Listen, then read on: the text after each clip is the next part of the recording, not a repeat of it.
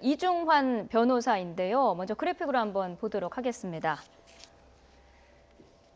네, 자, 박근혜 대통령이요. 어머니 유경수 여사를 따라다니면서 대통령에게 온 민원은 마지막 부탁으로 절대로 소홀히 여겨서는 안 된다라는 철학을 직접 경험했다라는 건데, 자, 이 말은 그러면은 최순실의 민원을 들어준 거는 유경수 여사의 가르침에 따른 거였다, 이렇게 볼 수가 있을까요?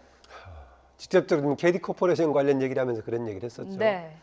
박근혜 대통령 오히려 민심을 잘 따르지 않는 걸로 좀 유명했지 않습니까? 그걸 네. 다른 말로 소통, 불통 얘기를 했었는데 여기다 갑자기 유경수 여사를 갖다 붙이는데요.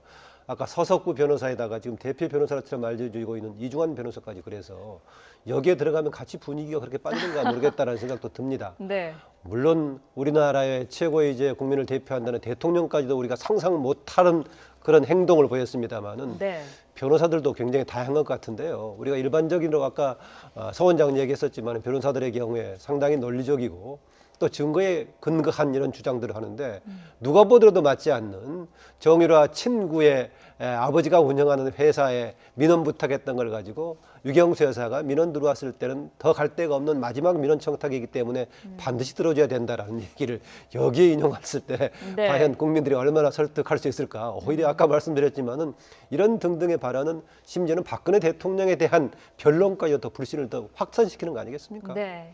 사실 이렇게 변호인들이 유경수 여사까지 언급을 하게 되면 오히려 부모를 욕되게 하는 거라고 보여질 수 있습니다. 본인이 잘못했으면 잘못한 부분에 대해서 시인을 해야 되는데 네.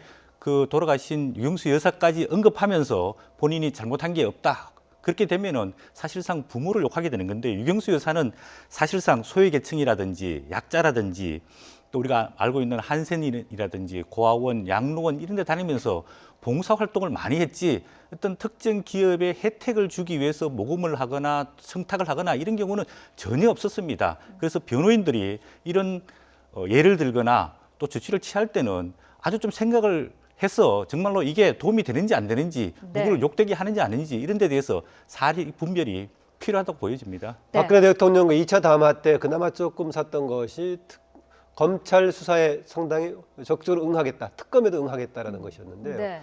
대통령 정도 했을 정도로 국가 권력기관을 운영했던 사람이라면은 일반 국민들보다도 훨씬 절차에 따라주는 게 맞지 않겠습니까? 이번의 경우도. 그랬을 때 그나마 우리 국가를 대표했던 대통령이구나 할 수 있을 것인데 오히려 국가기관이 운영하고 있는 사법 절차를 피하면서 엉뚱한 주장을 하고 있는 것도 마지막 가는 지금 이 문제를 처리하는 과정에서도 그동안에 국가 운영 과정에서 잘못해왔던 것을 이상으로 지금 반복하고 있는 것 같습니다.